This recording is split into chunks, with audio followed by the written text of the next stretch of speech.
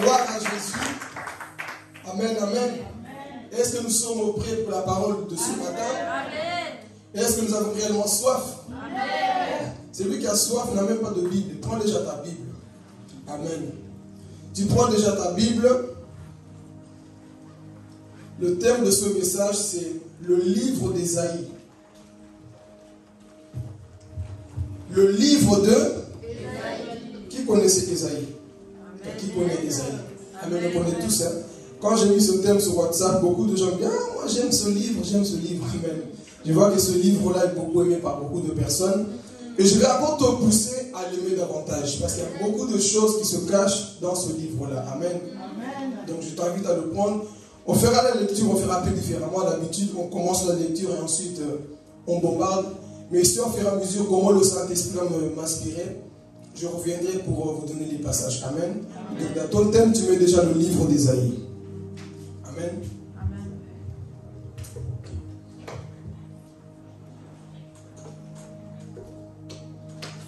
Alléluia. Amen. Nous commençons là cette introduction. On connaît tous ce livre d'Ésaïe. Mais ce que j'ai beaucoup aimé en étudiant ce livre-là, c'est que le livre d'Ésaïe est comme une mini-Bible. Dites avec moi mini-Bible. Pourquoi? La Bible contient combien de livres? 66. Le livre d'Ésaïe contient également 66 chapitres. Jusque-là, on va se dire, mais c'est logique, c'est normal. Ce n'est pas normal. J'ai creusé plus profond pour comprendre. Donc la Bible a 66 livres. Et le livre d'Ésaïe a 66 chapitres. Et j'ai creusé. Et la Bible est divisée en deux parties. L'Ancien et le Nouveau. À ma curiosité, j'ai étudié. J'ai vu que le livre d'Ésaïe est divisé en deux parties. Ne vous étonnez pas quand vous lisez Ésaïe. Colère, méchant, tuer, le sang coulé. C'est normal. Quand tu lis l'Ancien Testament, c'est normal de voir le sang. Mais quand tu arrives à partir d'Ésaïe chapitre 40, Dieu, comme si Dieu change de visage. Il donne des promesses. Dieu devient amour. Dieu, c'est comme si c'est plus le même Dieu qui était en colère. Parce que lorsque le peuple se répand, Dieu manifeste réellement qui il est. Dieu peut commencer à guérir. Dieu peut commencer à agir. Amen. Donc ce livre d'Ésaïe contient 66 chapitres et il est partagé en deux parties. Mais je vais revenir ici pour bombarder après. Mais comme nous parlons du livre d'Ésaïe, nous allons aussi parler de son auteur. Qui est qui? Ésaïe. Est-ce qu'on suit jusque-là? On connaît tous Ésaïe, n'est-ce pas? Quand on parle de lui, on dit waouh, c'est un homme qui a eu des grandes visions. Lui, il a vu la naissance de Jésus, il a vu la mort de Jésus, il a vu le retour de Jésus et il a vu la nouvelle Jérusalem. Donc c'était un prophète qui a vu beaucoup de choses. Quand on se pose des questions, on me dit mais comment cet homme a vu ces choses-là? C'était un homme moins. C'est l'un des hommes dans la Bible qui a parlé au temps de Jésus. Et des fois on l'appelle le prophète messianique. C'est le seul prophète à avoir annoncé la venue de Jésus comme ça. Il a parlé tellement de Jésus. C'était un prophète christocentrique. Tout ce qu'il faisait était centré sur qui? Sur Jésus.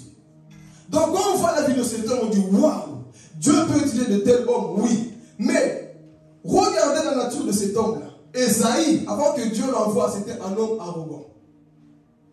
Ésaïe, quand il prêchait au début, c'est un homme, quand tu l'écoutais prêcher, il te faisait peur. Ésaïe chapitre 1, chapitre 2, chapitre 3, chapitre 4, chapitre 7, chapitre 6, Ésaïe jusque-là, ce message n'a pas changé. C'était quoi? Malheur à vous qui péchez. Malheur à vous qui faites ceci. Dans ce message, il manquait beaucoup d'amour. Écoutez un prédicateur qui te condamne, ça ne va pas te sauver. Écoutez les personnes qui vous montrent le péché et qui vous envoient vers la solution qui est Jésus. Si tu écoutes un prédicateur qui ne fait que pointer le doigt sur ton péché sans te montrer la solution, il t'a mal prêché. Parce qu'aujourd'hui, beaucoup quittent des églises avec des points d'interrogation, avec la culpabilité. Notre rôle, ce n'est pas de condamner, de culpabiliser les enfants de Dieu. Mais c'est de leur montrer ce que tu fais, c'est mal. Mais la solution, c'est Jésus. Donc jusque-là, Ésaïe, c'était ce prophète arrogant. Pourquoi? Parce que le roi Osias, dans cette époque, était lui qui régnait en Juda et à Jérusalem. Donc du fait qu'ils avaient des liens, Ésaïe parlait comme un homme arrogant. Il n'avait peur de personne. Posez-moi la question pourquoi? Parce qu'il avait des liens avec le roi Osias. Suivez très bien, c'est le fond. Il avait des liens avec le roi Osias. Alors, il parlait, il n'avait peur de personne. Et si vous écoutez bien, tous les les prophètes de la Bible, quand ils prêchaient comme ça, on les lapidait. Mais qui a lapidé Esaïe? Personne. Pourquoi? Parce qu'il avait l'autorité et la protection. Mais Dieu va le laisser. Continue de prêcher avec des messages là, trop durs, sans amour. Esaïe, c'était comme ça. Malheur à vous qui achetez. Malheur, ce n'est pas mauvais. Mais ce qui manquait, c'est que Dieu va lui montrer après, dans le chapitre 6. C'est ça qu'il va rajouter dans ses messages. Manquer d'amour, quand tu vas évangéliser, ne viens pas comme si toi tu n'as jamais péché. Mets-toi des fois à la place du pécheur. Comprends. Essaye de voir pourquoi la personne fait telle chose. On ne doit pas se prendre comme des Superman, comme si on n'a jamais péché. Tu viens évangéliser, tu vas parler à quelqu'un, tu commences à lui parler comme si toi, tu es le plus saint du monde. Non. Quand tu parles à quelqu'un, essaie de faire comme Jésus. Je descends un peu à ton niveau pour comprendre ce que tu vis, pour t'aider. On ne peut qu'aider certaines personnes quand on vit leur douleur. Esaïe ne connaissait pas la souffrance du peuple. Tout ce qu'il fait, c'est quoi? Vous avez abandonné le Seigneur, vous êtes détourné de Dieu. Jusque-là, c'est le message. Malheur à vous, vous qui achetez des bœufs, vous qui faites des fêtes. Malheur à vous, vous qui voyagez, vous qui avez beaucoup d'argent. Il ne donnait pas la solution. Jusqu'au jour, dis-moi, jusqu'au jour. Jusqu'au jour, là où la Bible nous dit, chapitre 6 maintenant, la vie de Esaïe va changer. Donc jusque-là, chapitre 1, chapitre 6, qui envoyait Esaïe? Ce n'était pas encore Dieu. Parce que quand Dieu va parler au chapitre 6, Dieu va dire maintenant, qui enverrai-je? Maintenant, qui enverrai-je? Donc avant qu'il a envoyé. Tu peux prêcher, tu peux parler de Dieu, mais est-ce que Dieu t'a réellement envoyé? Nous pouvons évangéliser, on peut faire beaucoup de choses, mais est-ce que Dieu t'a mandaté pour ce que tu fais? Raison pour laquelle aujourd'hui beaucoup sont détruits. Pourquoi? Parce que la personne qui parle n'est pas mandatée de Dieu. Alors Esaïe c'était ça. Jusqu'au jour, et il dit dans le chapitre 1, Esaïe chapitre 6, verset 1, l'année de la mort du roi Osias, écoutez, l'année de la mort du roi Osias, son confort est mort, maintenant il va voir Dieu. Parfois Dieu permettra que Osias meure dans vos vies pour que vous puissiez le rencontrer. Nous avons tous des fois des rois Osias. Une personne à qui tu sais que moi je m'appuie un peu sur lui. Mais un jour Dieu permettra que Osias meure pour que tu vois la face de l'Éternel. Donc il dit, l'année de la mort du roi Osias, j'ai vu le trône de l'Éternel très élevé. Et le pan de sa robe remplissait le temple. Il y avait des séraphins. Et chacun d'eux avait 6 ailes. 2 pour se couvrir les yeux, 2 pour se couvrir les pieds et 2 pour voler. Esaïe, il voit la gloire de Dieu. Quand il a vu cette gloire, il entend les anges dire, Saint, Saint, Saint est l'Éternel Dieu Tout-Puissant, et les ciels et la terre sont remplis de sa gloire. Esaïe a vu la gloire de Dieu, et il est en train de paniquer. Rappelez-vous que lui, il disait toujours malheur, malheur, malheur. 6 fois j'ai compté. Esaïe disait malheur. Mais à la 7e fois, il ne va plus dire malheur à vous. Il va dire à qui? Malheur à moi parce que je fuis l'Éternel des armées. Qui comprend déjà dans cette introduction? Malheur à moi parce que je fuis l'Éternel. Esaïe est en train de paniquer. Et quand il a entendu ces anges en train de dire Saint, la nature du ciel c'est ça, la sainteté, l'amour de Dieu. Et ces anges étaient là, ils contemplaient la gloire de Dieu. Je t'annonce que si tu gardes la foi, tu diras aussi Saint, Saint, Saint, au ciel avec ton Dieu, alléluia. Il a vu ces anges, et la Bible dit quoi? Il a vu l'un des anges quitter le trône pour aller quoi? Prendre une pierre. Allez faire l'exemple, je vois une pierre ici. Il prend une pierre, et il fait où? Il met sous la bouche d'Esaïe. Lui qui disait malheur à vous les menteurs voleurs. Quand tu vois Jésus, tu es convaincu du péché. Le péché que tu cachais en toi, tu pensais que moi, personne ne me voit comme il disait. On peut mentir aux hommes, mais pas à Dieu. Esaïe, c'est un homme qui mentait aux hommes. Un prédicateur, un prophète qui avait le péché en lui-même. Et cela, j'ai compris, nous pouvons pécher. Être homme de Dieu, des fois, nous cachons des péchés. Être ici ne veut pas dire que nous sommes les hommes les plus saints au monde. Et Esaïe, qu'est-ce qui va se passer? Il voit la gloire de Dieu. Dieu vient lui parler. Et l'un des anges de Séraphins, il prend une pierre qui est le symbole de Jésus. Et il met sous sa bouche. Et l'ange lui dit, ton péché a été quoi? Expiré. Je viens d'effacer maintenant quoi? Ton péché. Il n'y a que Jésus qui peut ôter nos péchés. Aucun homme sur cette terre ne peut ôter ton péché. Aucun homme ne peut te sauver si ce n'est Jésus de Nazareth. Donc qu'est-ce qui va se passer? Esaïe avait des lèvres impures. Mais qui prophétisait malheur aux autres? Participer. Qui prêchait aux autres? Malheur à vous, malheur à vous. Et qui maintenant va dire malheur à moi? Vous savez, des fois, quand tu pointes le doigt comme ça aux autres, n'oublie pas que le pouce qui te pointe vers toi. On aime trop pointer toi, mais n'oublie pas le pouce qui te dit quoi? Toi. C'était comme ça jusqu'au jour. On prend une pierre, on met où? Dans sa bouche. Et l'ange lui dit, ton péché a été effacé. Et ce que je me rappelle, on dit quoi? Même ton iniquité. C'est vrai, si tu peux prendre mon mouchoir, te payer dans mon sac. Même ton iniquité est... Alors c'est quoi l'iniquité? L'iniquité, comme nous le savons, c'est un péché répétitif. Un péché que tu fais, tu sais que tu le fais. C'est pour te dire, ce matin, même si tu as consommé le péché, si tu acceptes la pierre qui est Jésus, il peut ôter ton péché. Si tu acceptes cette pierre, il peut quoi? Il peut ôter ton péché. Donc, Esaïe, lui qui disait, malheur à vous, vous allez mourir, vous allez en faire un message trop dur qui faisait peur aux gens, qui terrorisait les gens. Et il voit Jésus dans son trône. Et Jésus vient maintenant appeler qui? Esaïe. Ton péché est fini. Homme de Dieu, tu étais un homme avec une double vie. Mais aujourd'hui, je manifeste ma grâce sur ta vie. Tes messages maintenant seront équilibrés, Esaïe. Tu vas parler de la sanctification, mais accompagné de l'amour. Tu vas dire au peuple de se repentir. Mais n'oublie pas de dire, l'Éternel votre Dieu, Esaïe chapitre 7, vous donnera un signe. Voici la Vierge sera enceinte. Voici la Vierge sera enceinte. Esaïe est en train de dire, vous allez pécher, mais il y aura un homme qui va venir du ciel, qu'on appelle Jésus-Christ. La Vierge sera enceinte, et l'enfant qui sortira de lui, on l'appellera Père éternel, Emmanuel. Emmanuel qui veut dire quoi? Dieu avec nous. Dieu avec nous. C'est pour dire, vous allez pécher, mais sachez une chose, Dieu sera avec vous-même. Jusque-là, je ne vais pas commenter mon message. Mais ici, la pierre, on la met sur la bouche. Le péché est parti. Peut-être ici, Esaïe, c'était dans sa bouche. Où est-ce que Christ doit mettre la pierre dans ta vie? Esaïe, c'était dans sa bouche. Mais toi et moi, nous qui écoutons, où est-ce que Dieu doit mettre cette pierre pour qu'il puisse nous sanctifier? Il avait des lèvres pures. En soi, c'était un menteur. Il disait des choses qu'il ne vivait pas. Comme je dis, il est possible aujourd'hui de prêcher des choses que nous ne vivons pas. Pourquoi? Cet homme nous démontre l'exemple. Malheur. Mais toi-même, là, quand Dieu veut te parler, qu'est-ce que tu dis? Malheur à moi. J'ai vu la gloire de l'Éternel. Il est venu mettre cette pierre sur sa bouche. Et son péché était quoi? Alors toi, pose-toi la question.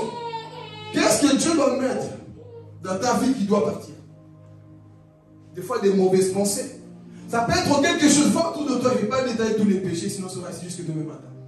Mais vois en toi-même, quelles sont ces choses-là? Là où Jésus doit apparaître pour dire, écoute, maintenant ça suffit. Tu vas à l'église, je ne parle pas païen, je parle aux chrétiens. Tu vas à l'église, c'est vrai, tu pries, tu donnes ta dîme, tu fais beaucoup de choses à l'église. Mais il y a une chose que nous faisons que Dieu n'aime pas. Et cette chose, Dieu veut la traiter. Regarde l'état de ton cœur. Voyons en nous-mêmes, est-ce qu'il n'y a pas des choses auxquelles Dieu doit traiter? Esaïe maintenant, il voit la gloire de Dieu. Et quand on a mis cette pierre dans sa bouche, qu'est-ce qu'il entend? La voix de Dieu. Il entend la voix de Dieu. Qui enverrai-je? Qui marchera pour nous maintenant là? Ton appel commence dans Esaïe chapitre 6. Esaïe, ton appel commence maintenant.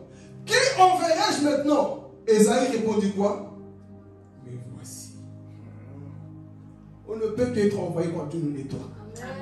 Quand Dieu expie le péché, quand Dieu nous nettoie, ne prends pas le micro, n'essaie pas de prêcher partout là où tu es. Si tu sais qu'il y a encore des choses, si c'est pour témoigner comme le frère témoin, dis oui, j'étais comme Esaïe, les lèvres impures, mais aujourd'hui, Dieu m'a sorti de là. Et tu peux prêcher avec efficacité. Si tu sais que Dieu t'a sorti quelque part, tu peux parler avec assurance, tu peux parler avec puissance. Pourquoi? Parce que tu n'es plus dans les choses que tu étais avant. Esaïe, c'était ça. Montez-moi le volume, s'il vous plaît.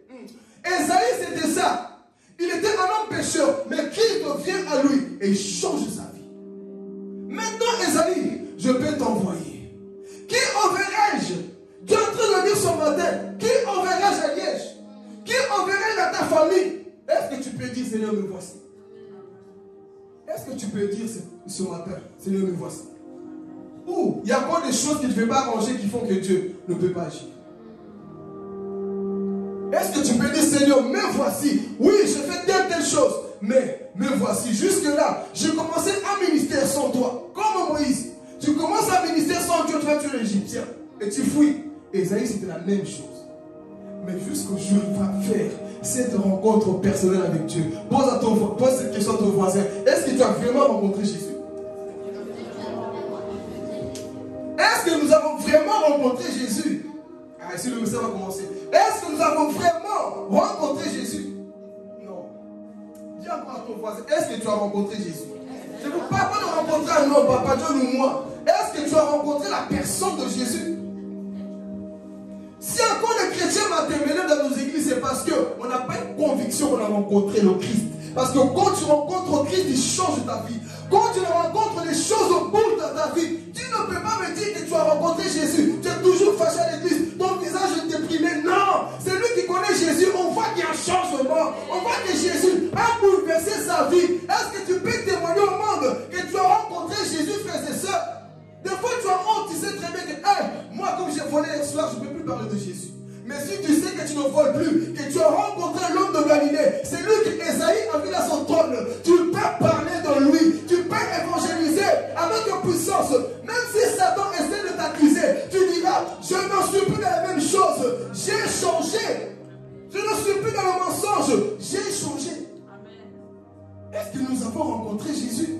Nous parlons de Jésus, nous prêchons de Jésus, mais est-ce que nous l'avons rencontré?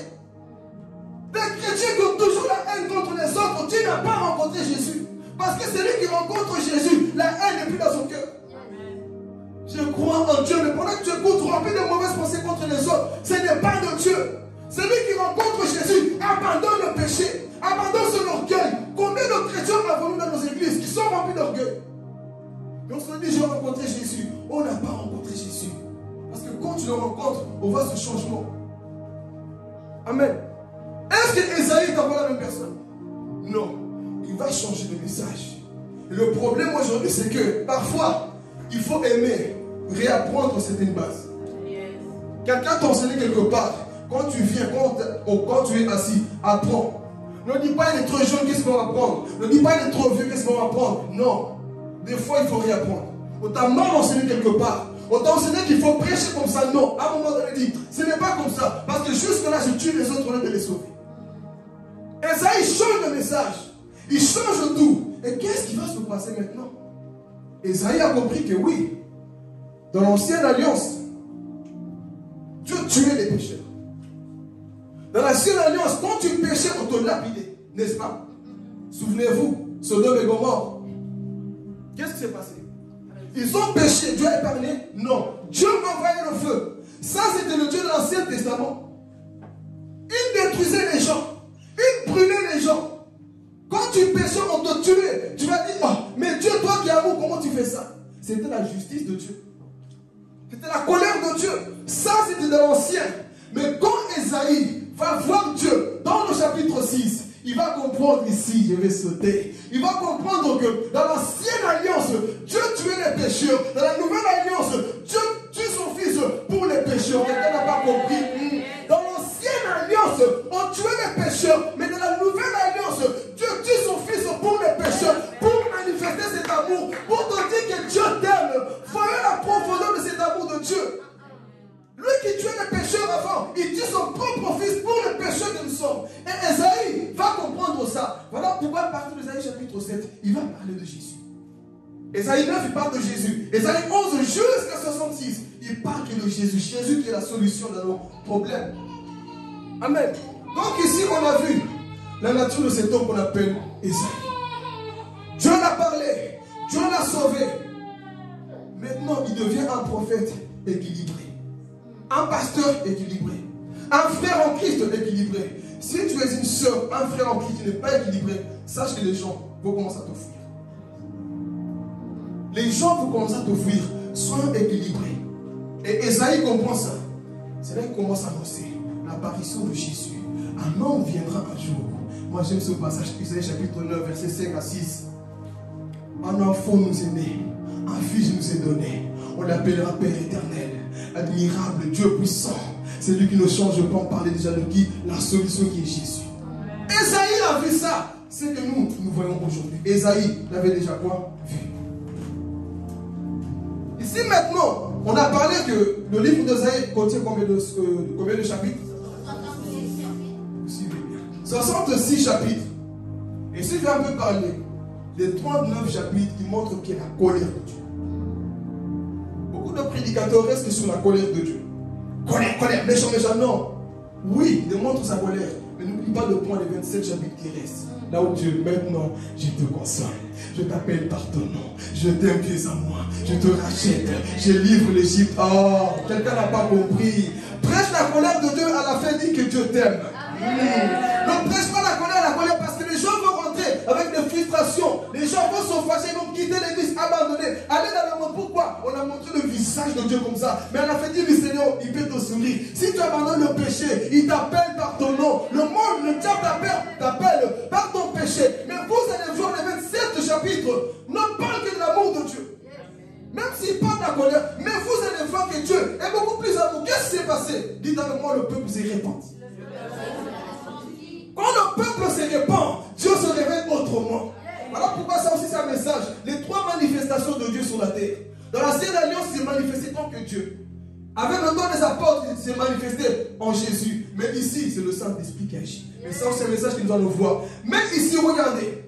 Dieu a manifesté sa colère contre le peuple de Dieu. Si vous lisez Ésaïe, vous allez voir, il n'y a que ça. Malheur. Voilà pourquoi on ne fait jamais lire l'Ancien Testament à une personne qui ne connaît pas Dieu. Il va croire que votre Dieu est méchant. Votre Dieu brûle les gens. Fais-lui d'abord commencer par le livre des gens. Le commencement était la parole. C'est cette parole qui est venue chère, qui est Jésus qui vous a aimé. Commence par là. Mais ne commence pas par l'Ancien Testament, sinon tu vas détruire les gens. Amen. Donc ici on voit la colère de Dieu. Dieu est en colère. Pourquoi? On va lire maintenant. Dieu était en colère. Ésaïe chapitre 1. Verset 2. Regardez.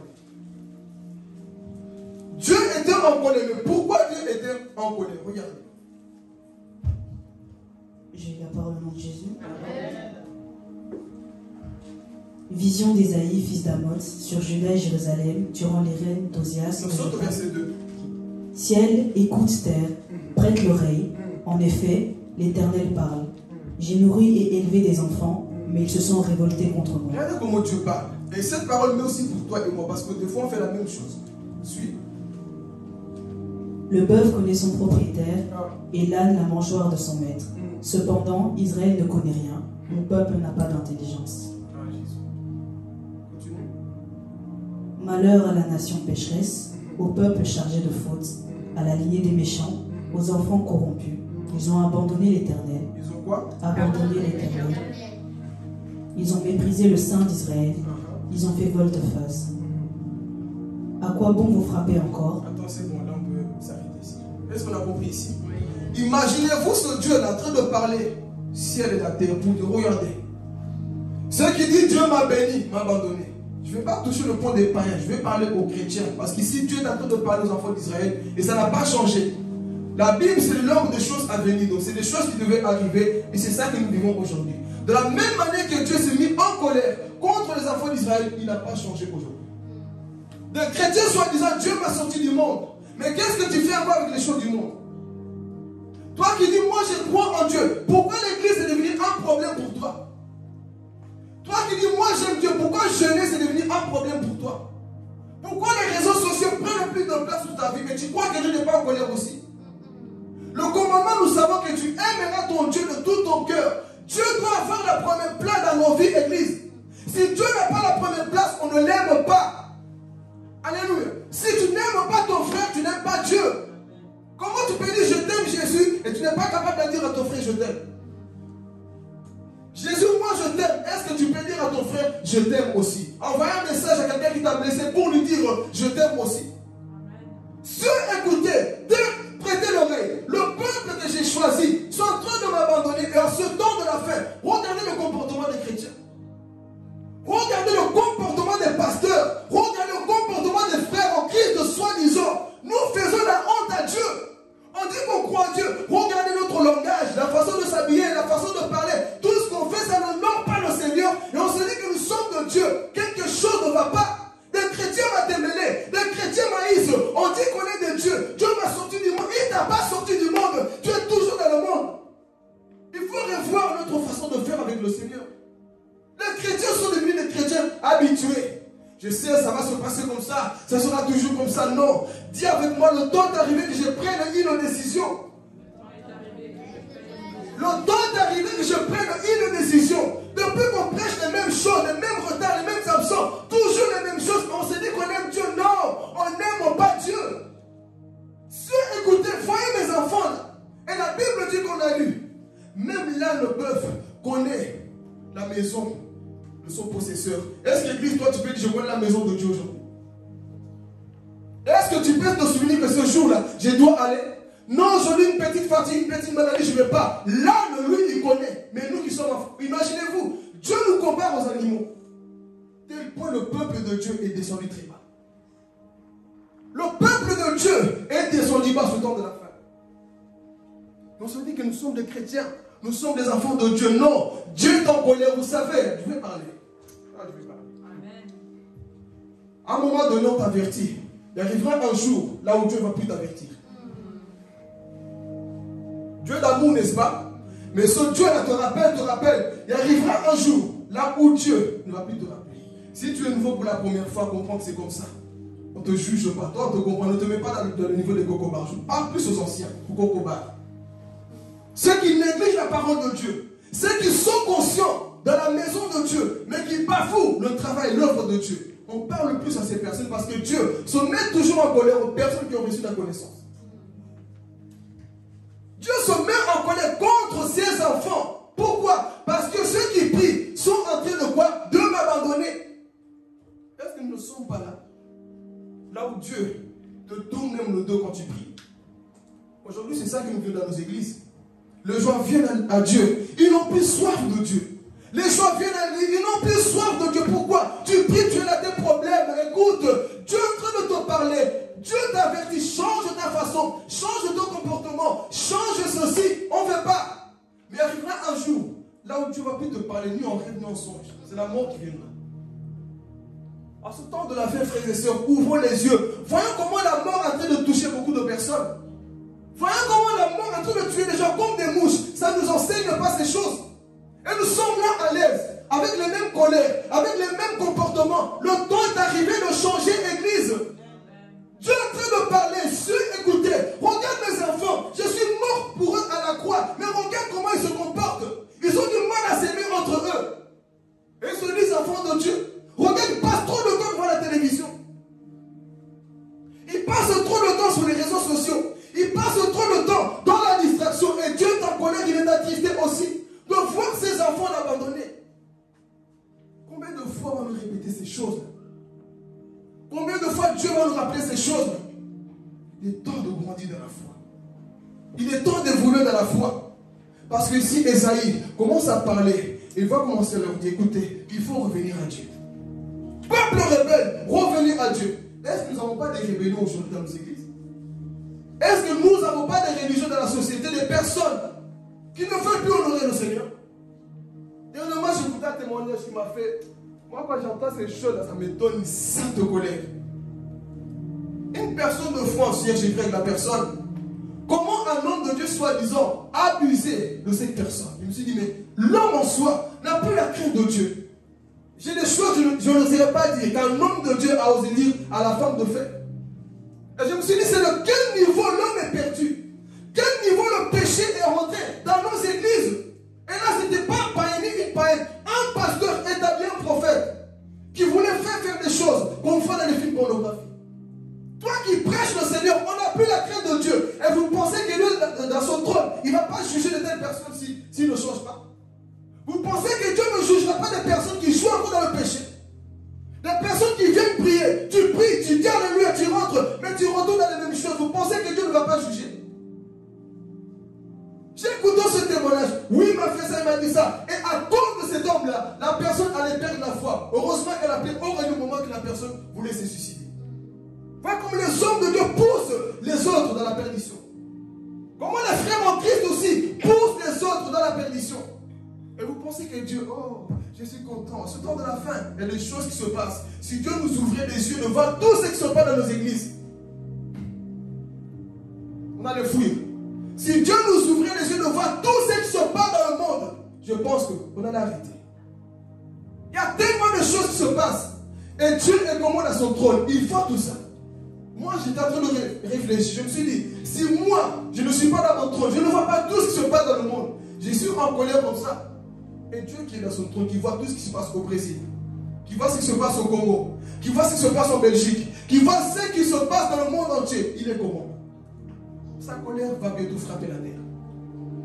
Sa colère va bientôt frapper la terre. Et pendant tout ce temps, on joue encore, on joue non. Sois prêt pour le retour de Jésus parce que bientôt, Dieu va frapper cette odeur que tu vis. Cette odeur auquel tu es attaché au plaisir, au désir de son monde. Cette odeur, Dieu va bientôt la frapper. Et je pense qu'on n'a pas besoin de prophéties pour voir un peu comment le monde est en train d'évoluer. Comment le monde est en train de se détruire. Comment le monde va mal. On n'a même pas besoin de prophéties. Juste par le regard. Même les païens eux-mêmes, ils constatent que non, quelque chose ne va pas dans ce monde. C'est quoi? Ce sont les signes du temps de la fin. Et pendant tout ce temps-là, Dieu se prépare à envoyer des anges qui viendront détruire cette terre-là. Qu'est-ce qu'on fait? Nous sommes encore dans les mêmes choses, frères et sœurs. On aime les prédications des personnes qui ne nous poussent pas vers Dieu. Amen.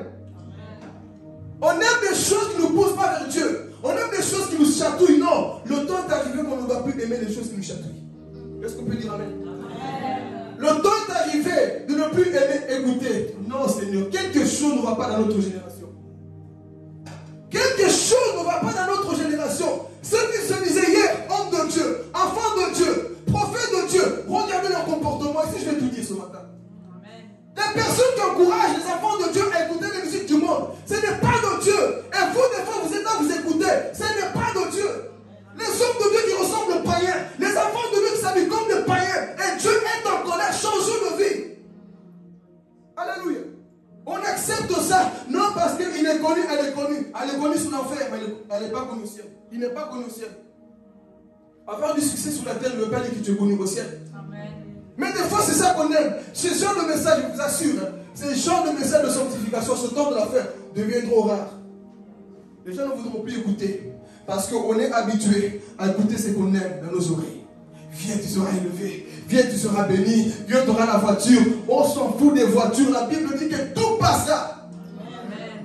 Tout passera. Les voitures passeront. Le mariage passera. Toutes ces choses que le monde est en train de courir là. L'onction passera. Toutes ces choses. Dites avec moi. Toutes ces choses passeront. Si tu es conscient que ça passe, pourquoi tu t'attaches? Pourquoi on s'attache? Facebook passera. Les gens sont en train de préparer déjà l'image de l'Antichrist. Vous avez vu? On appelle quoi métal. Et tu dis ce qu'il veut dire, c'est là en hébreu. Même quand la Bible dit, il a donné l'image d'animer la bête. Je vais faire une vidéo, je vais vous montrer ça. Ce principe-là est juste pour une seule chose, pour animer l'image de la bête. C'est-à-dire que tu peux être ici, voir ce qui se passe au Congo comme si tu étais là. Et c'est comme ça que les gens vont commencer à adorer quoi? La bête. Et voyez comment ce monde est en train de partir en cacahuète. Donc même ça, Meta, Facebook, WhatsApp, toutes ces choses vont y passer. Voilà pourquoi Jésus dira, n'aimez pas le monde, ni les choses qui sont dans le monde. Qu'est-ce que tu aimes dans le monde? Qu'est-ce que ce monde peut te donner? Qui va te donner le ciel? Dites-moi.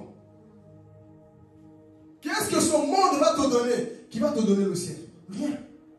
Mon travail, toi, tâche de travail, on ne dit pas qu'on ne peut pas travailler. Mais mon travail ne peut pas voler la place de Dieu dans ma vie. Mes enfants ne peuvent pas voler la place de Dieu dans ma vie. Ni ma femme en personne, ni la fatigue. Paul dira, qui me séparera de l'amour de Dieu? Qui me séparera de l'amour de Dieu? Et c'est ça que nous voyons. Les choses qui séduisent. Et le message de la sanctification devient rare à ce temps de la fin. Mais vous allez voir, si on est un peu sur les réseaux, il y a des hommes qui prennent la sanctification. Ils sont combattus. Mais à des fois, la majorité des temps, c'est des choses qu'on aime. Viens, toi là, viens. J'ai vu ça dans ta vie, j'ai vu ça dans ta vie. C'est ça le message. Montre-moi où Esaïe, Jérémie a dit, toi, viens de nous montrer. Montre-moi dans la vie. Mais regardez, malheur, changer de vie. D'abord, il faut montrer la justice de Dieu aux enfants de Dieu. Leur dire que tu dois marcher droit. Ton cœur est mauvais. Quand tu viens à l'église, tu es assis, mais ton cœur est mauvais. Tu es en train de faire tes plans. Quand tu quittes, tu rentres à la maison. Oh, je vais parler. Des fois, ça m'énerve. Dans une certaine colère, vois les chrétiens à qui on presse la sanctification. Mais quand on rentre, les mêmes choses encore. Les mêmes photos, je peux parler? Les mêmes photos encore, séduisantes. Tu sais que tu poses une photo, tu sais que là, sur ton regard, ça va tirer les mouches. Tu le sais.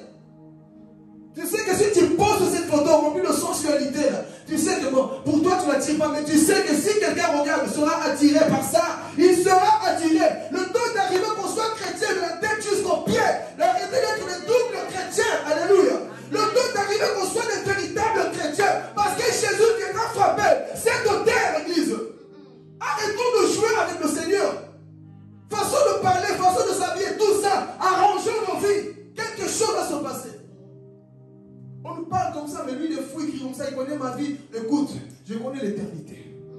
Je suis en train de te dire que je connais l'éternité. Une fois, Dieu m'a montré l'enfer, 2 fois, il m'a montré le ciel. Donc, je sais que ces choses existent.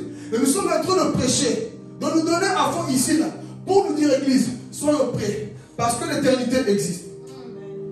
Et en ce temps de la fête, nous voyons, l'homme est devenu, écoutez, quand la Bible dit dans Romains chapitre 12, ne vous conformez pas sur le présent, c'est ça que nous vivons. Beaucoup veulent, je vais parler. Beaucoup veulent copier le monde. Bientôt il y aura boîte de nuit chrétien. C'est ça qu'on fait, réveillons-nous. Dès qu'on va se réveillons-nous. Et le monde dit Amen. L'église dit Amen à tout ce qu'on voit dans le monde. Non, mais il faut faire comme eux pour les attirer. Montre-moi dans la Bible où Daniel, Shadrach, Meshach, Abednego, Azaria, pardon. Où est-ce que ces personnes, ils ont imité Babylone? Montre-moi où Moïse a imité l'Égypte pour sauver les gens qui étaient là-bas. Quand tu es le Saint-Esprit, tu peux sortir du monde. Tu n'as pas besoin de faire comme TikTok, mettre la musique du monde pour attirer. Je vais parler. Tu n'as pas besoin de faire comme les gens font. Je ne dis pas que TikTok c'est mauvais, mais quand tu le fais, le fond de musique c'est qui? Le fond de musique que tu mets c'est qui? Non, mais dirait demain, c'est qui la personne que tu as mis au fond de musique? Chrétiens, soient des chrétiens 100%. Ne soyez pas des chrétiens matémélés. Parce que les chrétiens matémélés vont rester, ils ne partiront pas dans l'enlèvement. Oui, mais je fais comme tout le monde pour attirer les jeunes. Si tu as le Saint-Esprit, tu peux attirer le monde à Jésus. Si tu as le Saint-Esprit, tu peux attirer le monde à Jésus. Tu n'as pas besoin de faire comme le monde. Tu as besoin de faire comme le Saint-Esprit qui convainc du péché. Qui convainc du péché. Qui convainc du péché. TikTok ne convainc pas du péché. Mais le Saint-Esprit convainc les gens du péché. Quand tu écoutes une prédication de la sanctification, ça te convainc du péché. Mais TikTok, ces choses ne convainc pas du péché. Au contraire, ça détruit contre l'amour de Dieu. Non, mais moi aussi je fais. Moi aussi je fais. Tu n'es pas appelé à être comme tout le monde. Parce que toi, tu es un peuple à part. Un peuple à part. Oui, mais si je ne fais pas, je n'ai pas de gemmes. Tu n'as pas besoin d'avoir des gemmes. Tu as besoin de voir le gemme de Jésus. Tu as besoin de voir la cour de Dieu. Donc ne cours pas derrière les choses du monde. Ne fais pas comme tout le monde. Quand on te regarde, il faut qu'on dise que non. Toi, tu es différent. Toi, tu es différente. Quand je vois ta façon de faire, je sais que tu es différente. Et je vais vous dire une vérité. Aujourd'hui, on ne sait plus si tu es chrétien ou si tu n'es plus. Ah oui. Pourquoi? Parce que le chrétien ressemble au monde.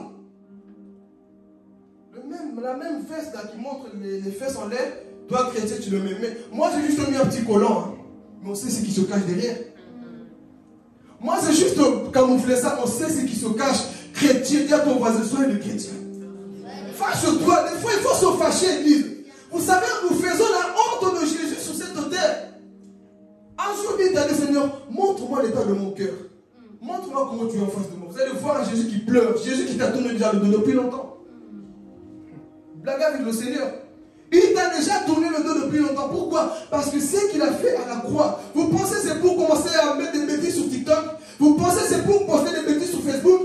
Jésus est mort à la croix pour ça, frère. Jésus est mort pour ton salut éternel. Jésus est mort pour ton âme.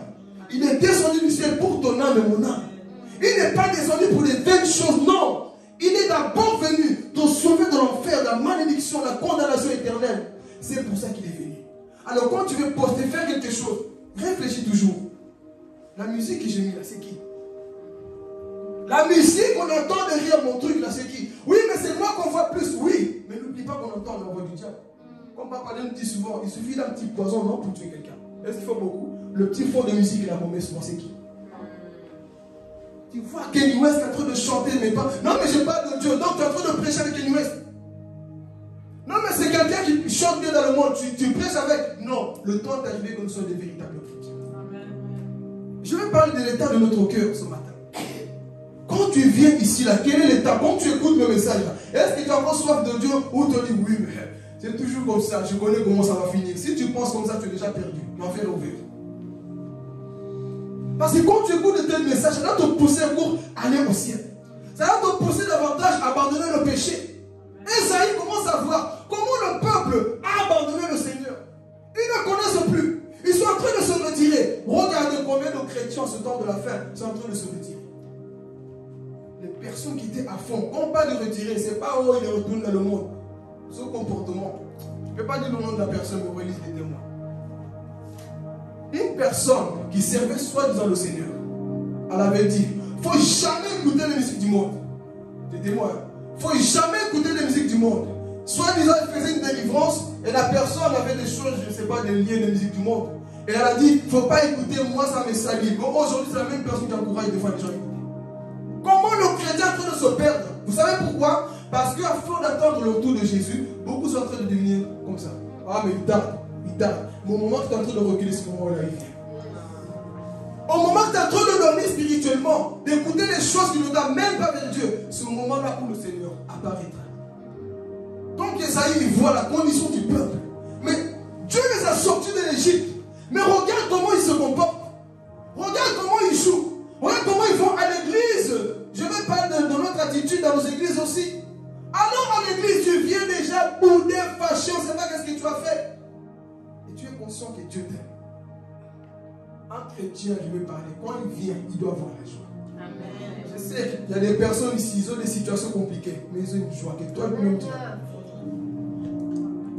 Il y a des personnes qui souffrent, mais ils sont là. La joie est là. Que Dieu vous bénisse vraiment. C'est quand on voit des personnes, je sais qu'il y en a beaucoup, mais aujourd'hui c'est ce jour. Moi, quand je la vois, ça m'encourage à continuer. Ah oui, une maman chargée de travail tout le temps, mais toujours dans la joie. C'est ça aussi qu'on veut. Dans la fin, vous allez voir que Dieu nous parle aussi encore de la joie. Des personnes qui sont toujours dans leur poste. Amen. De telles personnes, vous croyez que Dieu est là, il est comment? Dieu aime de telles personnes. Amen. Donc il faut que lorsque tu viens, tu as tes soucis. Des fois, tu dois faire, je mets mes problèmes, mes soucis de côté, mais je vais louer Dieu. Donc d'arriver que tu mets de tout de côté, dis à ton voisin, mets tout de côté. Ah! Car rien ne t'empêche, fâche-toi contre ces choses. Car rien ne vole ta joie de l'adoration. Tu dis oui, j'ai des problèmes, mais mes problèmes, soit moi je vais adorer, je vais louer, je vais glorifier mon Dieu. Satan, tu vois ce visage, tu m'envoies des soucis, des problèmes, mais mon visage ne sera pas fermé. Mais au contraire, je serai rempli de joie. Tu m'envoies beaucoup de problèmes, mais moi je louerai l'Éternel. Je louerai l'Éternel. Parce que mon soi, la souffrance finira parce qu'il y a une récompense qui attend de ceux qui persévèrent. Si tu persévères, il y a une récompense qui t'attend au ciel. Mais regarde les chrétiens, ils viennent fâchés, pas d'amen. On dirait qu'il y a des toiles d'arrivée dans la gorge. Par contre, il n'est pas amen, il est fâché, il attend qu'on aille faire des blagues dehors. Amen. Ils attendent, ils sont calmes, froids. Des choses comme ça va te réjouir. Pas seulement quand on dit bénédiction élevée, même des messages comme ça, moi j'aime. Parce que ça construit notre vie avec le Seigneur pour être prêt. Notre attitude ici, église, il faut que ça change quand tu viens. Qui n'a pas de problème ici? Qui n'a pas? Qui lève la main? Qui lui donne ce secret? Personne ne lève parce que tout le monde a quoi? Des problèmes. Alors pourquoi des fois nous mélangeons nos problèmes? Mais nous ne mélangeons jamais les sentiments dans l'œuvre de Dieu. Jamais. Peu importe ce que tu vis, je vais parler pour nous qui sommes mariés. Même si ta femme t'a giflé, ta femme t'a fait quoi, ne viens pas. Viens prêcher Jésus ici. Même si on t'a volé ton argent, on a vidé ton compte. Que Dieu me donne cette force. C'est vrai, c'est pas facile à dire. Que ça n'arrive jamais au nom de Jésus, mais je sais que la mort arrivera. Avant de prêcher, on me dit, tel est mort. Je viens de prêcher là. Dites Amen. Dites Amen. Vous voyez, les chrétiens d'aujourd'hui sont tellement faibles, des fois je ne comprends pas. Je ne viens pas parce qu'un tel est mort, alors non, j'irai d'abord au rendez-vous. Je vais dire à quoi? Laissez d'abord les morts enterrer leurs morts. Moi, vous là, venez d'abord ici. Mais vous allez voir les chrétiens. Et c'est là où tu peux remarquer que les chrétiens, ils sont tellement attachés aux choses de ce monde.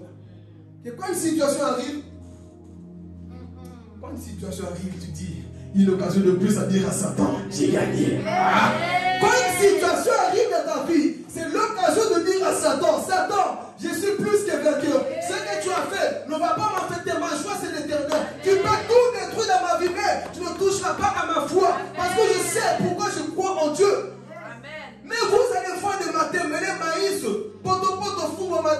chrétiens, fatigués.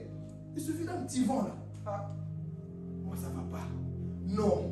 Et Isaïe est en train d'encourager ce peuple-là qui est en train de quoi? Reculer. Combien de chrétiens avons-nous ici dans nos églises qui sont en train de reculer? De chrétiens qu'il faut pomper. Est-ce que tu as encore ce type de chrétien qu'il faut dire, écoute, il faut être là alors, hein? Il faut que tu saches que mercredi à culte, vendredi, dimanche à culte. On doit pas te rappeler ça?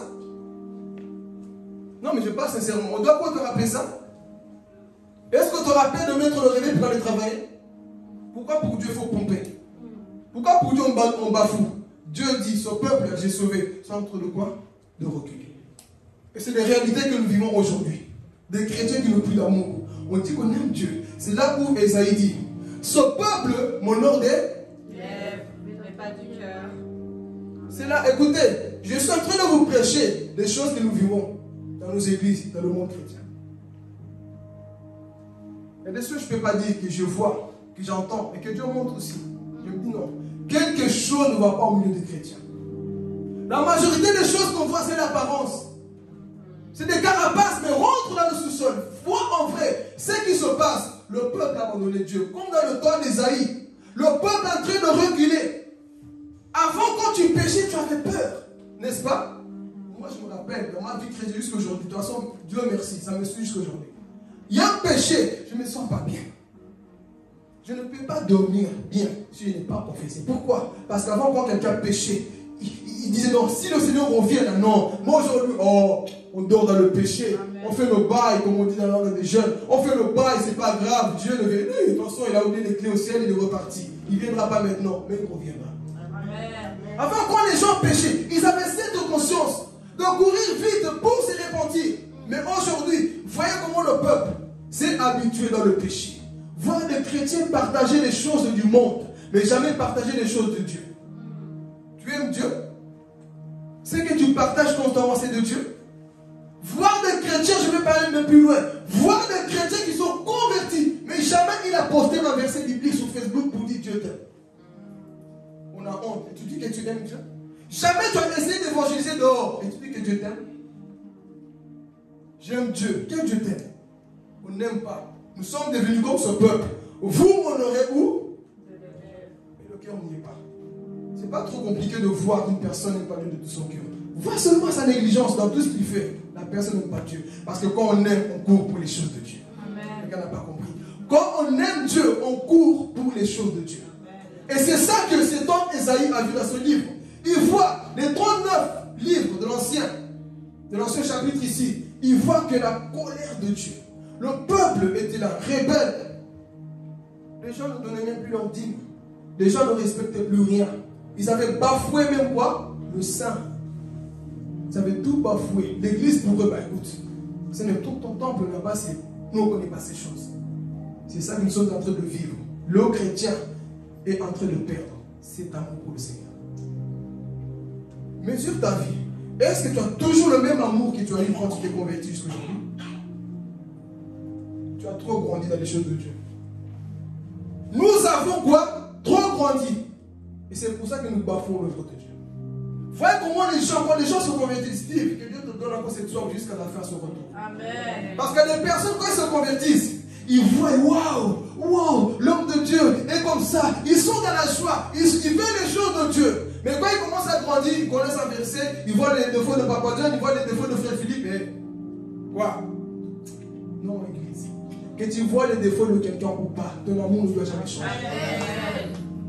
Mais combien de chrétiens? Avant, j'ai respecté Papa John, mais depuis que j'ai mis sa chaussette rouge, ah non, moi je connais sa vie. Non. Que tu vois la chaussette rouge ou pas, tu n'as pas vu son appel. Combien de chrétiens ont perdu l'amour de Dieu? Les hommes que tu respectais dans ton église, tu ne les respectes plus. Pourquoi? Ah, parce qu'un jour il a mal parlé, toi tu n'as jamais mal parlé. Non, parce qu'un jour il a mal fait, toi tu n'as jamais péché. C'est lui qui n'a jamais péché, mais il lapide Papa John.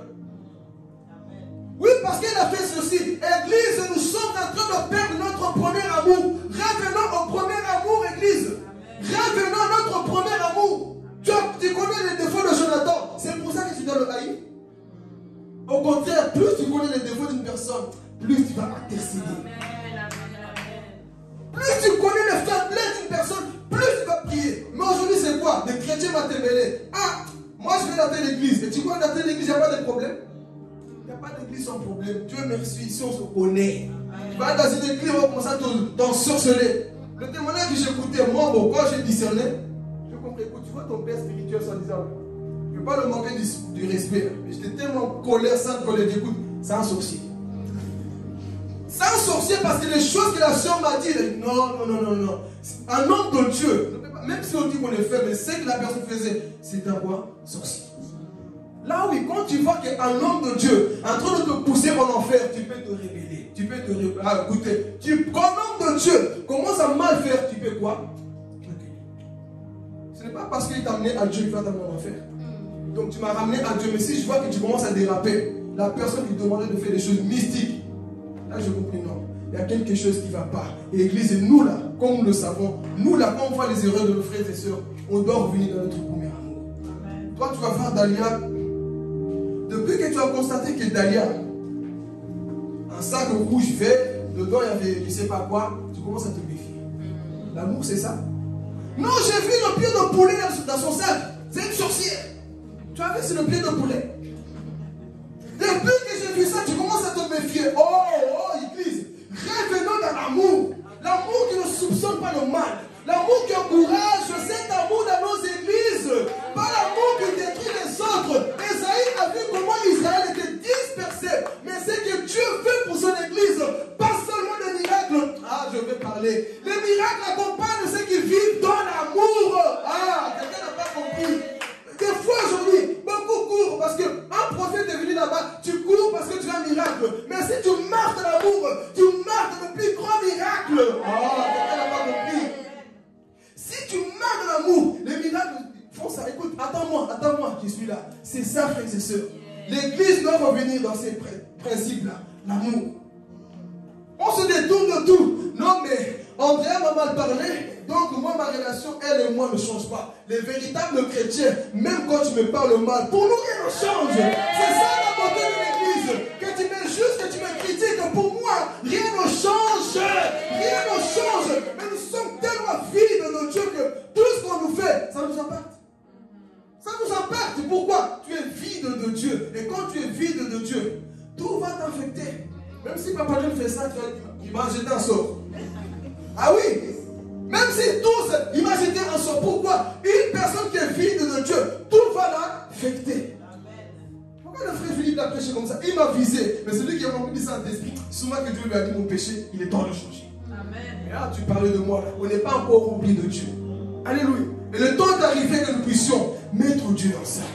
Quand tu rentres ici, mes frères et sœurs, il faut que tu sois en joie. Mais de chrétien, dès qu'il met les pieds ici, pourquoi je suis venu même? Mais des personnes, quand ils rentrent, ils sont en joie. Parce qu'ils savent que Dieu va parler. Amen. Amen. Et ici, nous partons vers la fin. Esaïe a vu l'état du cœur du peuple. Peuple rebelle. Peuple qui avait perdu son premier amour envers leur Dieu. Ils ont rejeté le Seigneur, bafoué le temple. Église, soyons pas de ce type de personnes qui bafouent le Seigneur. Amen. Analyse un peu ta propre vie. Jusqu'à présent, là où tu es, mets un peu les dons de côté. Des fois, c'est ça que je fais. Je rentre chez moi, là. Des fois, Olivier n'est pas là. Je me parle à moi-même. Tu vois, là. Ce que tu as fait, là, fais attention. Ce que tu as dit, là, fais attention. Ce que tu as entendu, fais attention. Je me parle, je me juge moi-même avant que Dieu me juge. Amen. J'analyse ma propre vie. Il y a des chrétiens comme Esaïe au début. Ils se croient tellement parfaits qu'ils font tout bien qu'ils vont plus de quoi analyser. Mais un véritable chrétien doit toujours voir sa vie. Avant de dormir, analyse. Où est-ce que j'ai péché? Où est-ce que j'ai mal fait? Où est-ce que je dois m'améliorer? Mais le chrétien est ronflé. Tu ne sais même plus où est-ce que tu dois arranger ta vie. Donc ici, Esaïe rappelle tous les péchés du peuple. Il voit la condition du peuple. Il a dit, écoutez, là où vous partez, là, si vous mourrez aujourd'hui, et Dieu, avec une tristesse que je dis ça, nous sommes ici. Si la majorité meurt aujourd'hui, maintenant, là, ils partiront en enfer. C'est la vérité. Toi, tu ne voles pas. Le péché, ce n'est pas seulement voler, aller tuer. L'état de ton cœur. Lucifer a été rejeté du ciel, pas parce qu'il a couché. Un sentiment qui était en lui. Est-ce que tu n'as pas un sentiment contre Maman Chantal? Est-ce que tu n'as pas une pensée contre Jonathan? Est-ce que tu n'as pas une pensée contre Séphora? Qu'est-ce qu'il y a dans ton cœur que Dieu veut enlever? C'est le pied que Dieu a mis dans la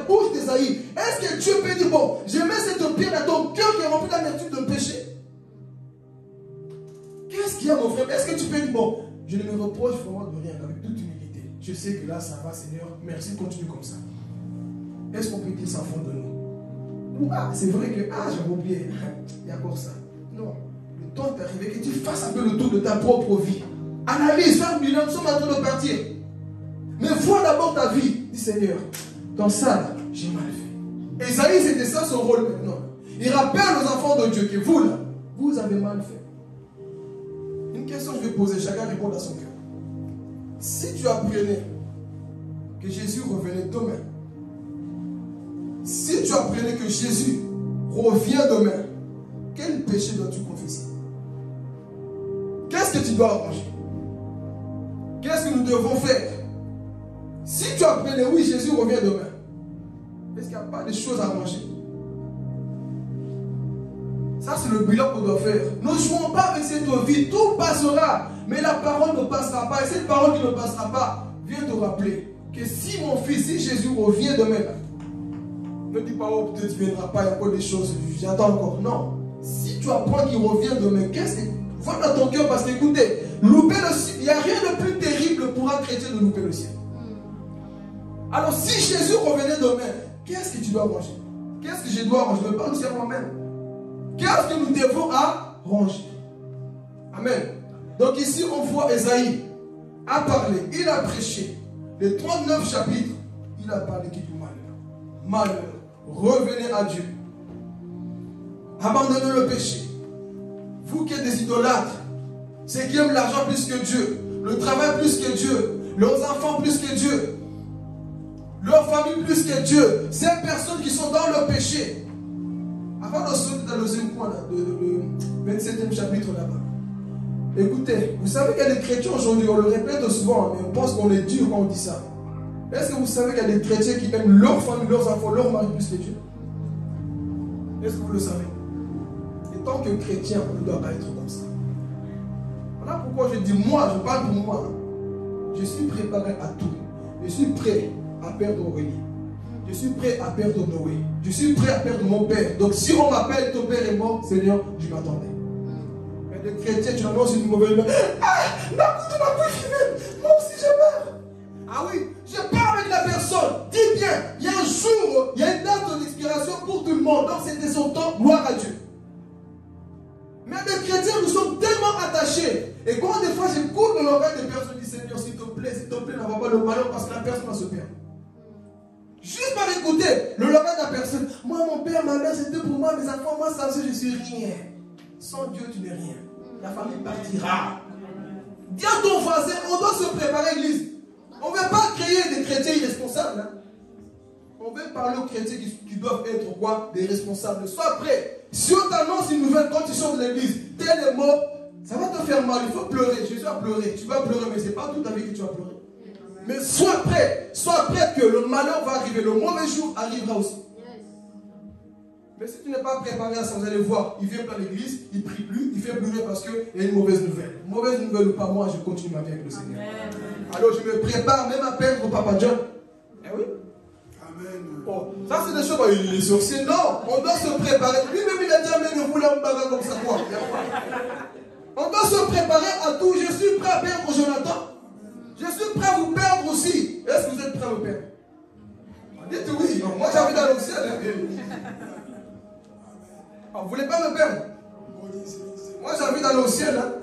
Donc on doit se préparer. Maman Chantal, il faut se préparer. Si on t'appelle, ici je parle parce que nous voulons des responsables, des chrétiens matures, pas des chrétiens. Donc on les appelle, tel est mort, on ne les voit plus pendant des années. Tel est mort et alors. C'était son temps. Jésus est mort aussi.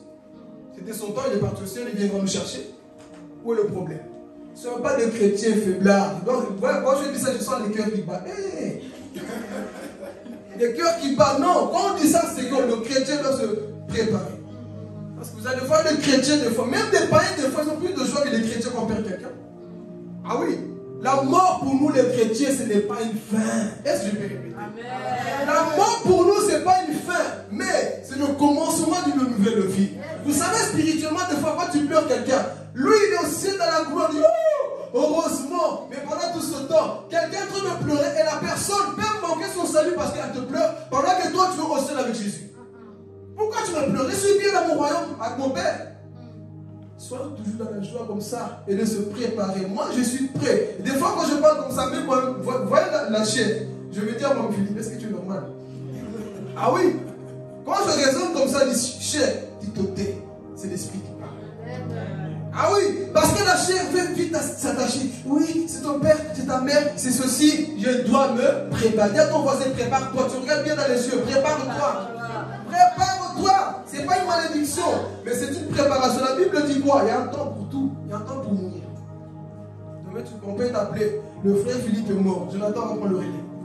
Amen. Frère Philippe, Steve est là, va prendre le relais. Les hommes de Dieu sont là, ils vont prendre le relais.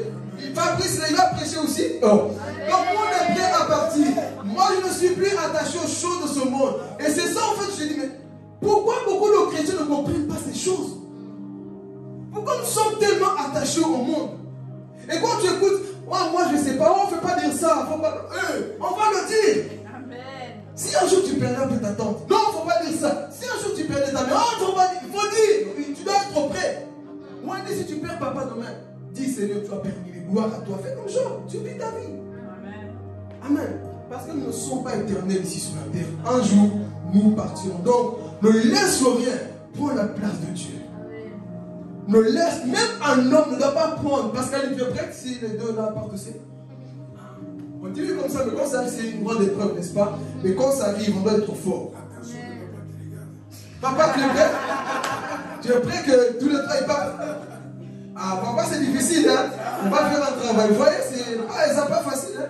Mais on doit se préparer pour tout. Le chrétien, c'est un chrétien qui marche comme ça. Je me prépare. Ça arrive à gauche, ça à gauche.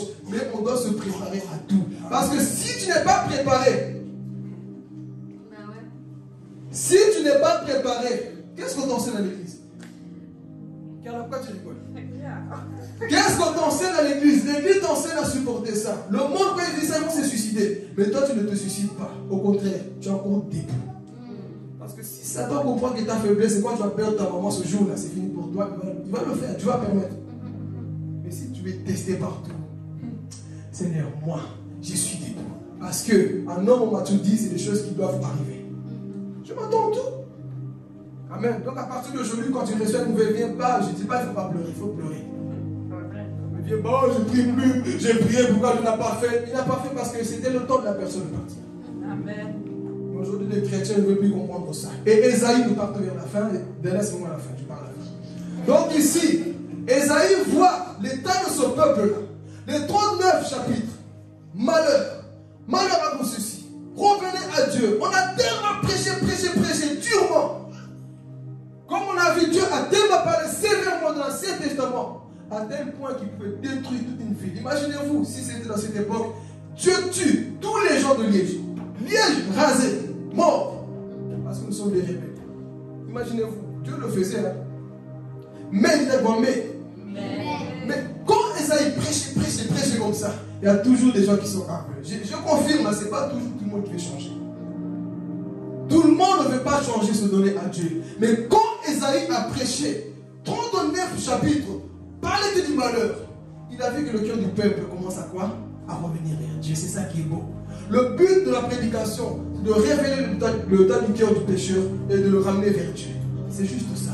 Esaïe prêche, il fait monter leur cœur. Et il voit le peuple commence à quoi? Se repentir. Avant, j'étais dans le vol, c'est vrai. Abandon. Avant, je critiquais. Abandon. Esaïe qui prêchait, ça me réjouissait. Waouh! Toi qui abandonnes le péché, viens, allez, quota. L'autre encore. Avant, j'étais adultère, j'étais sorcière. La prédication a une puissance de changer le cœur de l'homme. Allez, rentre. L'autre encore. Avant, j'étais haineux, j'ai détesté Papa John. Ah, aujourd'hui, qu'est-ce qui s'est passé? J'ai désir d'aimer, je décide d'aimer. Rentre encore. Qu'est-ce qu'il y a toi? Avant, moi, là, je ne pouvais pas dormir sans regarder la pornographie. Mais aujourd'hui, j'ai détruit tous les chaînes, j'ai déconné tous les codes. J'ai déconné tous les codes. Mais aujourd'hui, la prédication m'a touché. Quota, rentre. Avant, j'étais quelqu'un qui aimait trop les retards à l'église. Mais qu'est-ce qui s'est passé? J'ai compris que Dieu, là, il est plus important que le travail. Je vais lui montrer que le travail ne compte pas. Mais toi, tu comptes, je suis à l'heure. Allez, quota. Et le peuple a commencé à se convertir. Réfléchir, rejeter le mal. Esaïe, maintenant, il voit. Comme vous rejetez le mal, l'Éternel, votre Dieu, va vous consoler. Esaïe 40. J'aime ce passage. Verset 1 juste. Dieu maintenant change de visage. Regardez, le même Dieu qui était en colère, là, les 27 chapitres d'Ésaïe vont nous parler que la joie, l'amour, les promesses. Regardez. Dieu maintenant, oui. Consolez mon peuple, dit votre Dieu. Ah. Attendez, qu'est-ce qu'il a dit maintenant? Maintenant, Dieu, c'est lui qui va te consoler. Lisez, à partir du chapitre, vous allez compter, il y a 27 chapitres, jusqu'au 60. Mon micro est là, qu'est-ce qu'il a fait? Il est plus, je crois. Ok, il est revenu. Vous allez compter. Les 27 chapitres ici, là, vont parler que ton Dieu t'aime. Quand tu es revenu à Dieu. Il parle même de l'enlèvement, nous allons le voir après à la fin. Il parle même de l'enlèvement. Dieu change de visage. Parce que, quel est ce père là qui va toujours rester en colère quand il voit que ses enfants changent de comportement? Je peux me mettre en colère contre Noé. Mais quand je vois qu'il commence à comprendre la leçon, je change de visage. Parfois l'enfant ne vient pas vers toi parce que tu as le visage fermé. Il sait que papa n'est pas content. Hein. Mais quand il te voit sourire, il peut revenir facilement. Ici, Dieu commence à sourire au peuple de Dieu. Nouveau Testament, Jésus nous est donné. Les pécheurs viennent facilement à Jésus pour être pardonnés. Mais avant, on te tuait. Tu ne pouvais pas t'approcher de Dieu. Mais aujourd'hui, on peut s'approcher. Dieu manifeste sa gloire. Il console. Et quand on dit même dans tous les aïeux, on dit que Dieu t'appelle par ton nom. Il te dit je t'aime. Avant Dieu te dire personnellement comme ça, ce n'est pas facile. Mais Dieu te dit là, je t'aime. Quand tu m'obéis, je t'aime.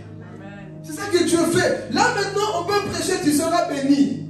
Mais on ne peut que prêcher ces choses quand tu abandonnes le péché, quand tu abandonnes le mal, quand tu changes de vie. Dieu peut maintenant quoi? Te guérir. Quand tu comprends la véritable vie chrétienne, c'est là où Dieu peut dire maintenant, je te bénis. Je ferai de toi quelqu'un de grand. Je ferai de toi ceci quand tu obéis. Parce que toute élévation ne vient pas de Dieu. Le monde élève les gens, mais Dieu, lui, il élève aussi ses enfants qui obéissent à sa parole. Et si on voit l'Ésaïe, le peuple change. Qu'est-ce qui s'est passé? Un message dur, mais accompagné de l'amour. Et ces gens n'avaient pas le choix de revenir vers Dieu. Alors oui, si vous lisez Ésaïe chapitre 40 jusqu'à la 66, vous voyez les promesses que Dieu a pour Jérusalem. Je ferai de toi mon allégresse. Je ferai de mon peuple ma joie. Dieu se réjouit. C'est pour te dire que si tu te répands là, au ciel, Dieu va se réjouir de toi. Ah, à une condition. Répands-toi. Change de vie réellement. Ne dis pas moi, je vais voir attendre une semaine maintenant. Il y a une parole qui dit même dans Ésaïe 43, je pense. À partir de maintenant, là, Dieu change de visage sur son peuple. Maintenant là, c'est quand? C'est quand tu te décides vraiment de te donner à Christ. Et là, nous voyons un bon visage de Dieu. Dieu qui est amour. Dieu qui n'est plus en colère contre son peuple. Un Dieu qui dit, viens à moi. Oh, tu es fatigué, Ésaïe 41. Tu es fatigué. Mais ceux qui se confient en l'Éternel renouvellent leur force. Parce que moi, l'homme Dieu, je leur donne cette force. Et ils prennent leur voix comme des aigles. Mais Dieu dit ça avant. Là. Vous ne pouvez pas le dire. Mais quand ils ont changé, viens à moi. Voici ta lumière arrive. Lève-toi, sois éclairé. Dieu pouvait maintenant dire ça. Et il va nous prophétiser l'un des passages les plus célèbres. Et pour moi, c'est le passage le plus important dans la Bible. Ésaïe 53, la crucifixion de Jésus. Et il voit cet homme être crucifié à la croix. Et il nous dira, voici ce que Jésus va subir pour vous. Ésaïe, là qu'on parle ici, a vu comment frapper Jésus. Il a vu comment Jésus mourait à la croix. Le passage plus important pour moi, c'est ça. Là où Jésus est venu réellement manifester cet amour. Et on voit comment Dieu se donnait. On voit un Dieu qui meurt maintenant pour les pécheurs qui nous sommes. Avant, on pensait que Dieu allait venir comme ça. Vous n'avez péché. Mais il vient là. Moi-même, je vais mourir pour vous. Et vous là, croyez tout simplement en moi. Ah, mais Dieu, tu vas avoir ta habitude qu'on te frappe, qu'on te frappe. Quand on fait ça, tu fais... Le monde avait l'habitude de faire ça. Mais quand Dieu est venu, non, je t'embrasse. Quand Dieu a tant aimé le monde. Il a manifesté cet amour-là. Et on continue. Jusqu'à quand on va arriver. Ésaïe 65, regardez. On va terminer ici. Dieu change parce que le peuple a changé. Il manifeste son amour parce que le peuple a changé. On va terminer par là.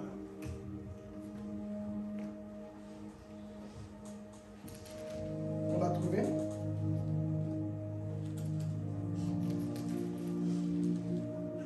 Verset 17.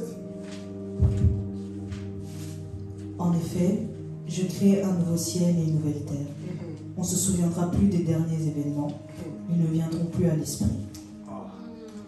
Ça maintenant Jésus, Esaïe nous parle maintenant de l'enlèvement, nouvelle terre, les choses d'en haut, le royaume des cieux. Mais il ne pouvait pas promettre ces choses tant que le peuple était où? Dans la rébellion.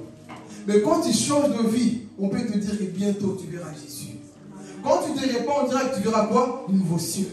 Et quand on dit qu'on ne verra même plus les choses, que les choses ne viennent même plus à notre esprit, là, au ciel, tu ne te souviendras plus de rien ici, mon frère. Tu ne vas plus te souvenir que là-bas, c'était comme ça. Non, c'est en enfer que les gens vont se souvenir. Mais ici, il nous fait comprendre quoi? Que plus rien ne te viendra à l'esprit. Donc, c'est-à-dire, si ton père est resté en enfer, tu ne vas plus te souvenir que ton père est en enfer. Et sinon, tu vas à chaque fois, quoi? Regretter. Ah, mon père n'est pas ici. Il n'y aura plus ces choses-là. Ça sera quoi? La joie totale. Terminons dans le verset 18. Réjouissez-vous plutôt et soyez toujours dans l'allégresse. Attendez, est-ce qu'avec l'état du peuple, là, dans les 39 chapitres, est-ce que Dieu pouvait parler comme ça? Non. Il ne pouvait pas, pourquoi? À cause de leur péché. Participez, nous sommes à la fin. Pourquoi Dieu ne pouvait pas parler comme ça? À cause de leur péché. À cause de leur péché. Donc on vient te dire, réjouis-toi même dans le péché, là, ce n'est pas de Dieu. Il va d'abord te dire, change-toi, et ensuite, réjouis-toi. Donc des fois, je peux comprendre, hein, quand tu n'as pas la joie de l'église, c'est parce que... Bon. On va avancer. Relis le verset 18. Réjouissez-vous plutôt et soyez toujours dans l'allégresse. Attendez. Il a dit quoi? Soyez de temps en temps? Toujours. Toujours. Et Paul va comprendre ça plus tard. Le verset de Séphora. Soyez toujours dans la joie. Soyez toujours dans la joie, dans l'allégresse. Pourquoi je dois être dans la joie? Dis à ton voisin pourquoi. Pourquoi? Tu auras une voiture? Non. Tu auras une maison? Non. Tu auras le mariage? Non. Tu auras de l'argent? Non. Mais pourquoi on doit se réjouir? Pour Jésus, C'est amen. pour Jésus. Mais si vraiment il y a un contexte, pourquoi on doit se réjouir? Vous savez pourquoi le chrétien doit se réjouir sur la terre? Parce qu'il va au ciel. Parce qu'il va au ciel. Amen. Quand on nous parle des 3e ondes, 20e ondes, Covid, piqûres, sida, je ne sais pas quoi, tremblement de terre, volcan, nous on dit papa, viens. Amen. Papa, viens maintenant. Là-bas, ça va mal. Plus rien ne va. Donc, quand toi, tu as ça, tu as une espérance en Christ. Donc, tu sais que tu ne vas pas souffrir avec l'antichrist dans la grande tribulation. Mais que Jésus, lui, il viendra. C'est pour dire à quelqu'un, souffre encore peu de temps. N'aie pas peur de cette persécution qui va arriver dans le monde.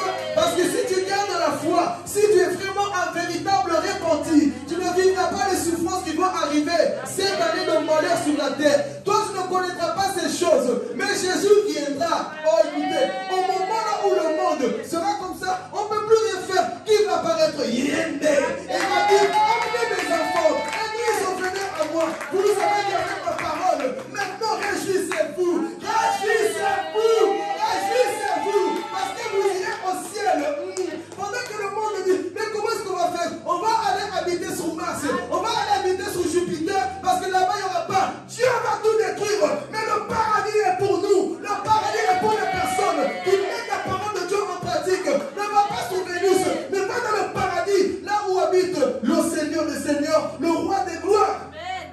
Alléluia. C'est pour ça que je me réjouis. Poche vide ou pas, je sais que Jésus revient.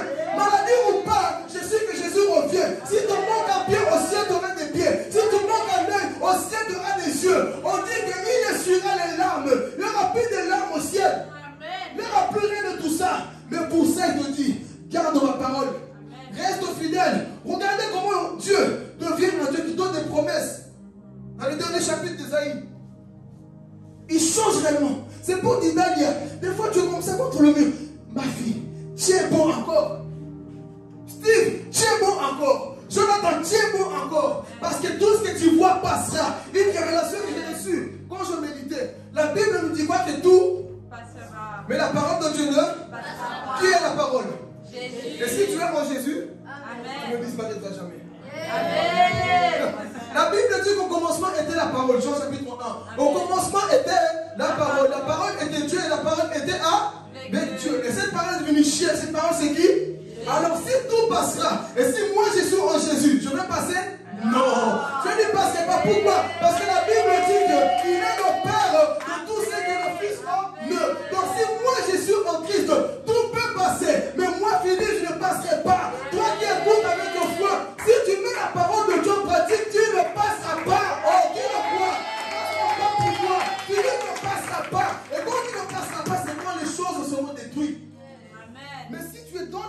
voilà pourquoi il dit, si vous demeurez dans ma parole, vous êtes vraiment. Donc il faut demeurer où?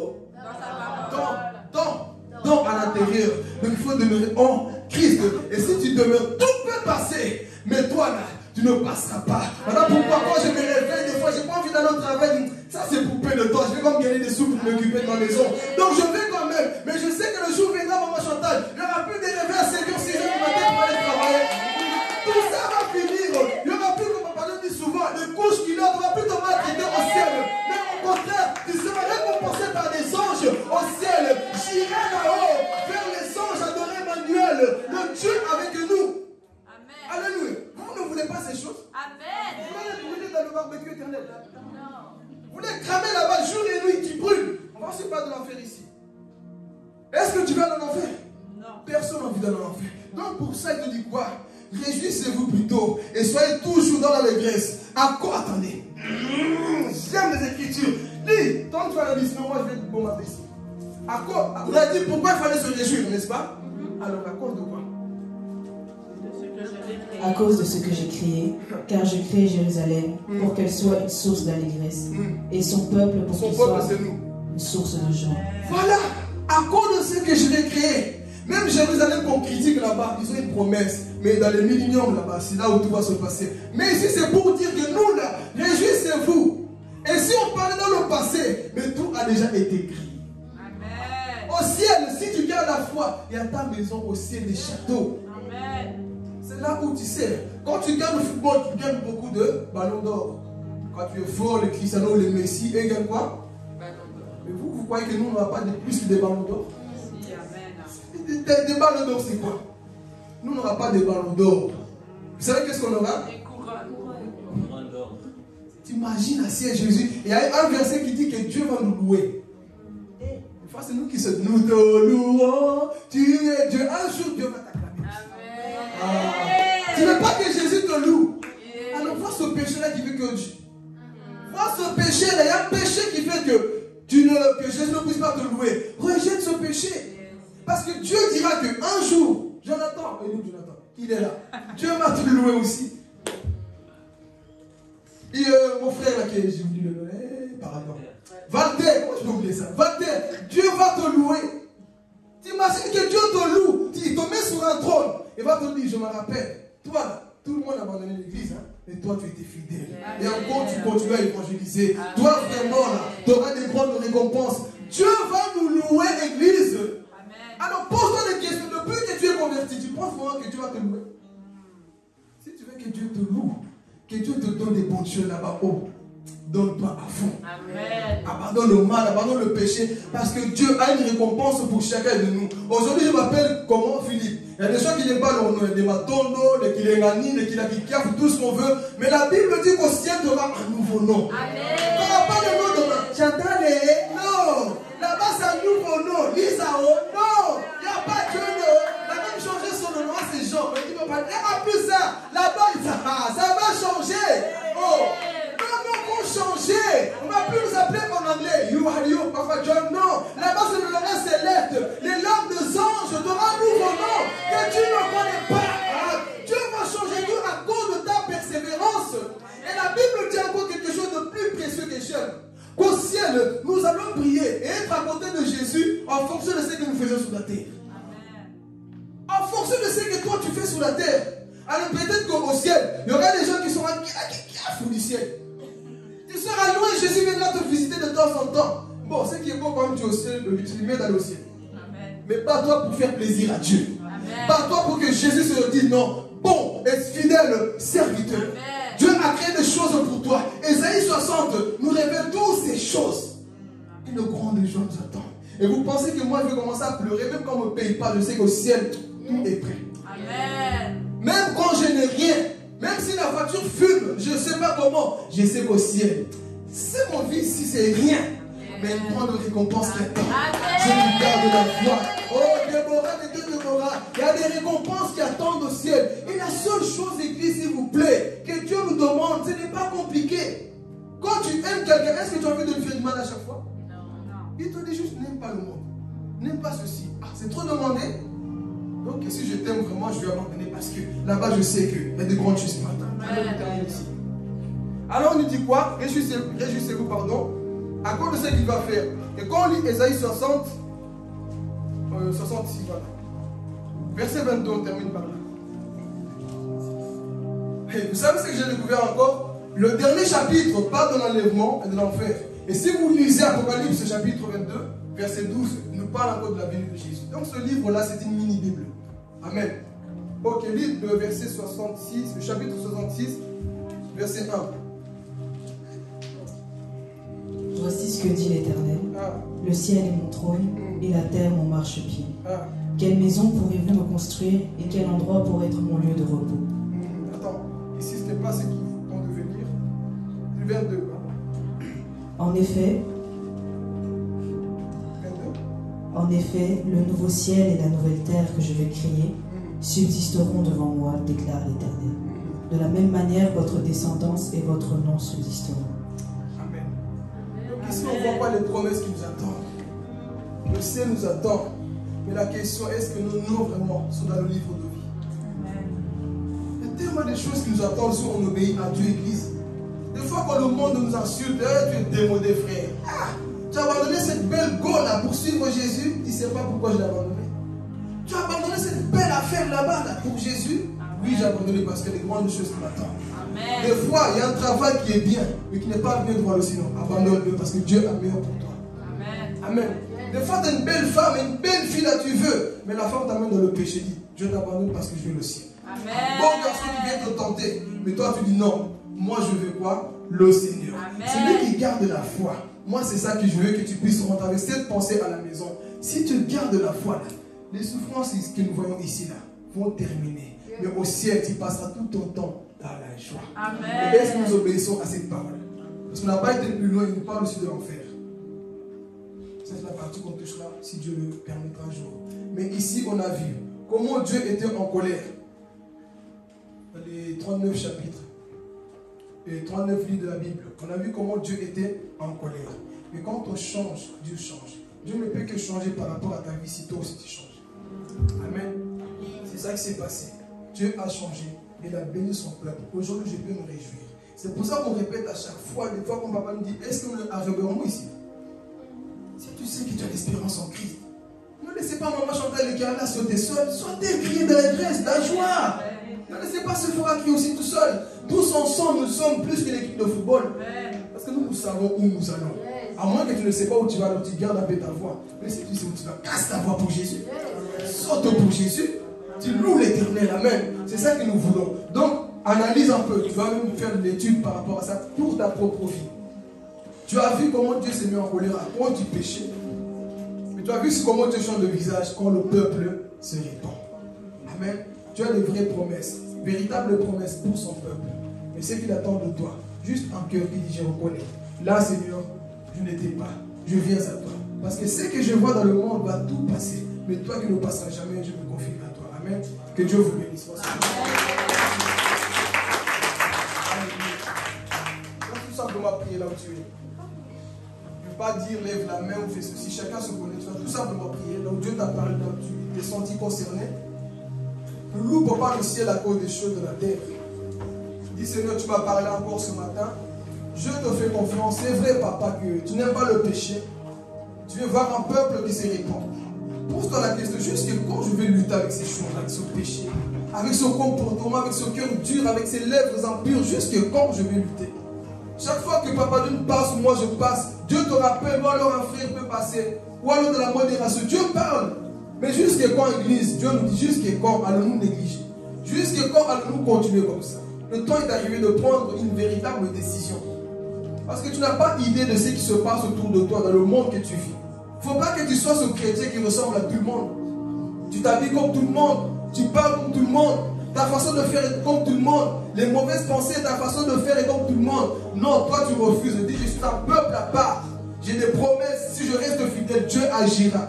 Alléluia, Seigneur, merci. Merci pour ta parole ce matin, Jésus. Et je prie que tu encourages et que tu nous aides d'abord, papa. Là où on avait des difficultés, là où on a